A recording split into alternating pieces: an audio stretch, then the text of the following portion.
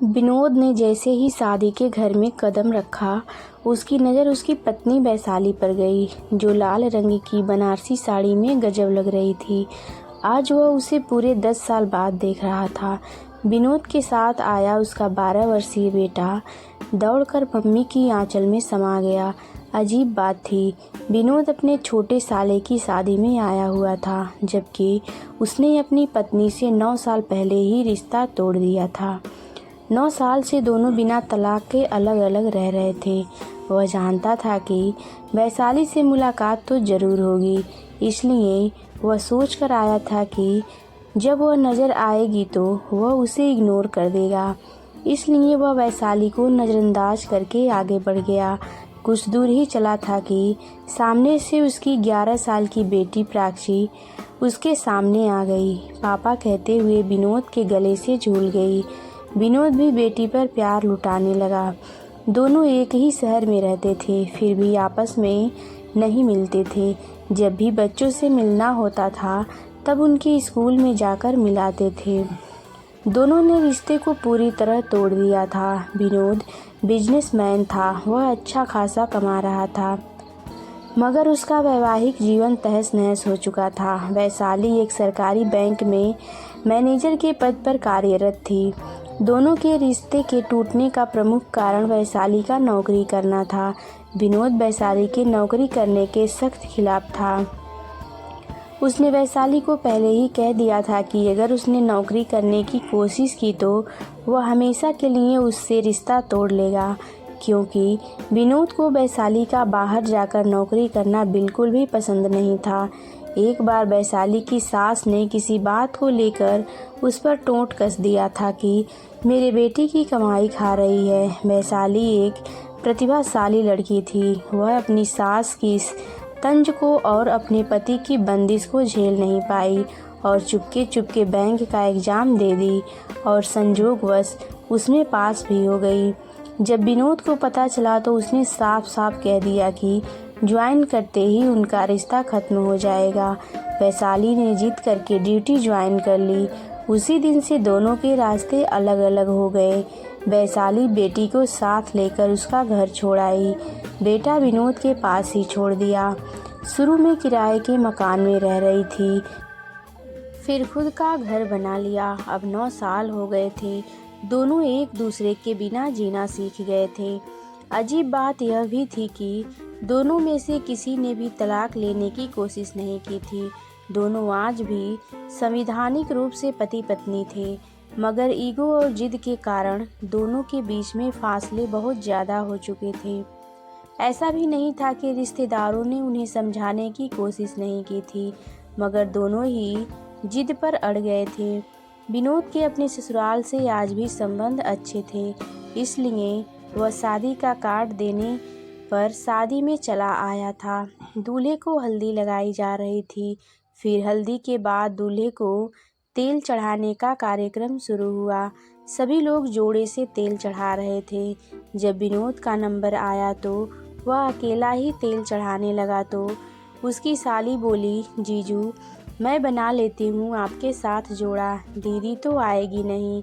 इतना सुनते ही पता नहीं वैशाली को क्या हुआ, वह झट से विनोद के पास आकर खड़ी हो गई।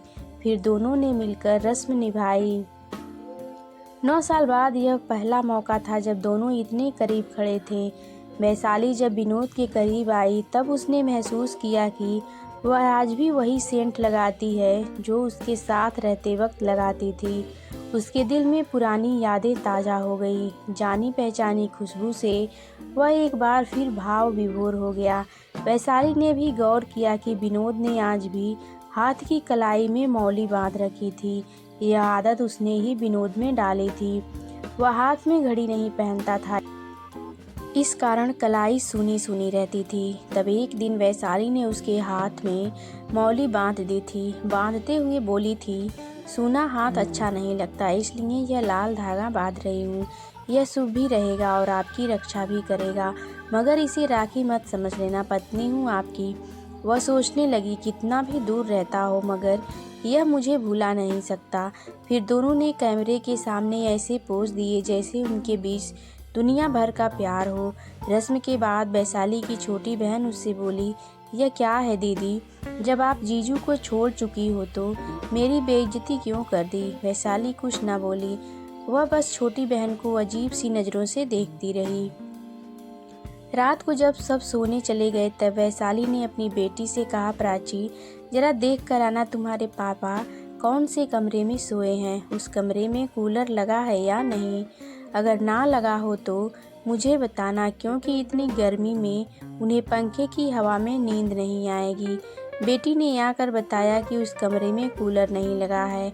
तब वैशाली ने दूसरी मंजिल पर एक कमरे में कूलर लगवाया, कूलर में ठंडा पानी डलवाया। फिर बेटी से बोला, अब पापा से जाकर कहो उस कमरे में सो जाएं, मगर उनसे यह कहते समय मेरा नाम मत लेना।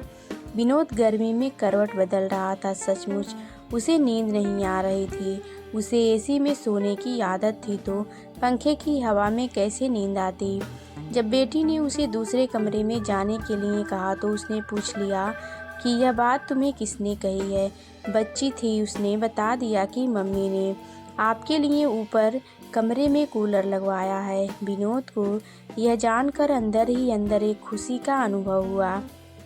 वह सोचने लगा कि वैशाली को आज भी उसकी फिक्र है। मैं ही जिद्दी और खड़ूस हूँ, वह एक खुददार औरत है।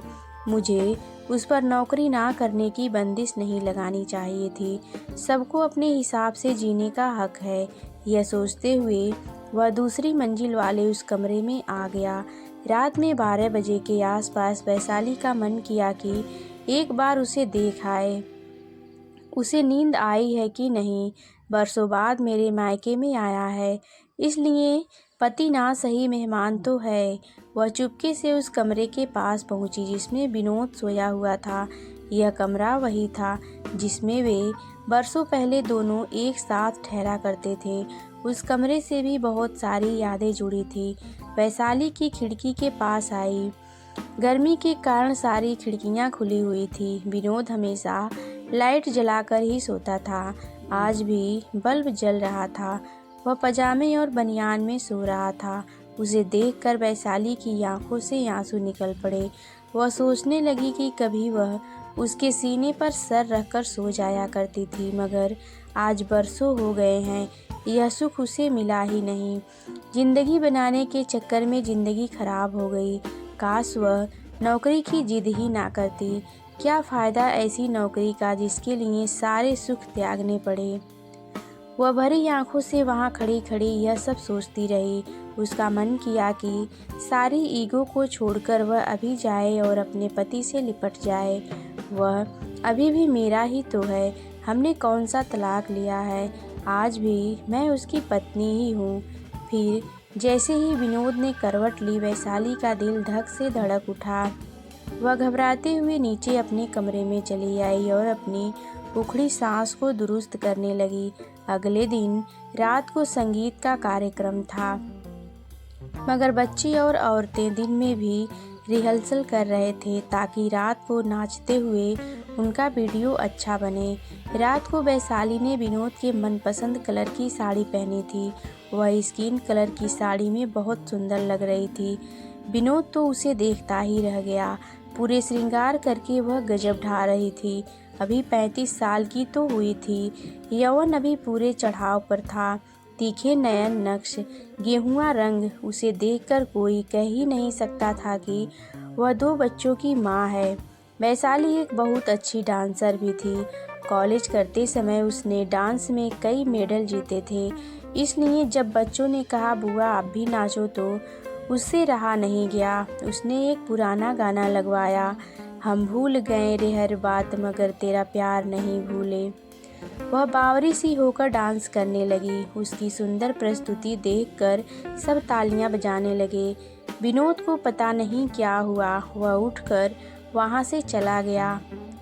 नाचते समय वैशाली की नज़र विनोद पर ही तो थी। जब वह उठकर गया तो वैशाली के कदम धीमे पड़ गए।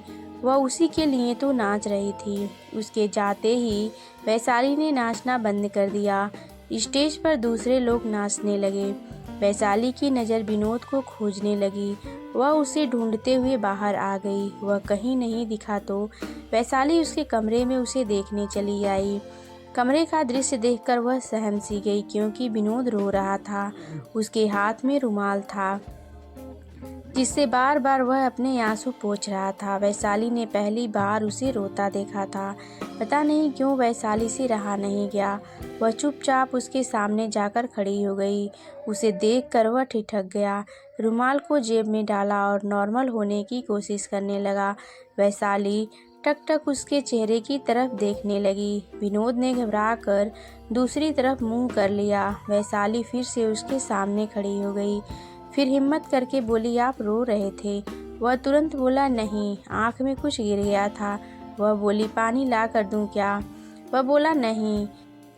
वह वापस बाहर जाने लगी तो पीछे से वह बोला, माफ़ कर दे। वह ठहर गई, बिना मुड़े ही बोली कि किस बात के लिए? वह बोला, मेरी गलतियों के लिए, मेरी जिद के लिए। वैशाली बोली, अब क्या फ़ायदा? आपने मुझे पिंजरे में रखना चाहा था। मुझे घुटन हुई, मैं बाहर निकल आई। वह तड़पता हुआ बोला, वह मेरी गलती थी, मैं स्वार्थी हो गया था। मैं चाहता था तुझे कोई और ना देखे, तू सिर्फ मेरे पास रहे, दूसरे मर्दों में जाकर ना बैठे। कोई तुम्हारी तरफ नज़र भी करता था तब मुझे बहुत बुरा लगता था। तुम एक चरित्रवान नारी हो, तुम्हारे मन में कोई मैल नहीं है। वह बोली, अब क्या फ़ायदा, अब हम बहुत दूर निकल आए हैं। वह उसके सामने आकर खड़ा हो गया, फिर कान पकड़कर उसके सामने बैठ गया और बोला, तुम मेरे पास लौट आओ प्लीज़। उसे इस तरह से मिन्नतें करते देखकर वैशाली को बहुत सुख मिला, मगर वह औरत ही क्या जो नखरे ना दिखाए। वह बोली, अब मुझे आपके बिना जीना आ गया है, इसलिए मुझे भूल जाओ। कहकर वह कमरे से बाहर जाने लगी तो विनोद ने लपक कर उसका हाथ पकड़ लिया। वर्षों बाद पति का स्पर्श पाकर उसका दिल धक धक करने लगा। वह कमज़ोर आवाज़ में बोली, मेरा हाथ छोड़ो, मुझे जाने दो। मगर विनोद ने झटके से खींचकर उसे गले से लगा लिया। फिर वह रोते हुए उसके गले से लिपट गई, साथ में बोल रही थी कि आप बहुत बुरे हो। वह भी रोने लगा, बोला, तेरी बहुत याद आती थी। वह बोली, मैं रोज़ आपकी राह देखा करती थी। वह बोला, दिल तुम्हारे पास आना चाहता था, मगर कमबख्त यह अकड़ पैर में बेड़ी बांध जाती थी, तुम्हारे पास आने ही नहीं देती थी। वह उसे बाजुओं में जकड़े हुए बोला, अब कभी इस अकड़ को पास भी नहीं आने दूंगा। बहुत देर बाद समझ में आया कि पति पत्नी के रिश्ते में अकड़ का क्या काम है। यह रिश्ता तो कुछ देर रूठकर तुरंत मनाने का है। वैशाली का शरीर कांप रहा था। वह बोली, अब कभी मुझे खुद से दूर मत करना। वह बोला, अब तो सांस छूटेगी तभी हाथ छूटेगा। दोस्तों, पति पत्नी का रिश्ता कुछ खट्टा मीठा सा ही होता है। अगर दोनों में प्यार हो तो दोनों एक दूसरे से बिछड़कर नहीं रह सकते हैं। बस इन सब के बीच आ जाती है तो वह है ईगो, जिसके कारण दोनों ही एक दूसरे के सामने अपनी गलती मानने से झिझकते हैं। अगर दोनों ही अपनी अपनी गलती मानकर एक दूसरे के साथ तालमेल बैठाकर ज़िंदगी में आगे बढ़ें तो दोनों की ही ज़िंदगी सुखमय रहेगी।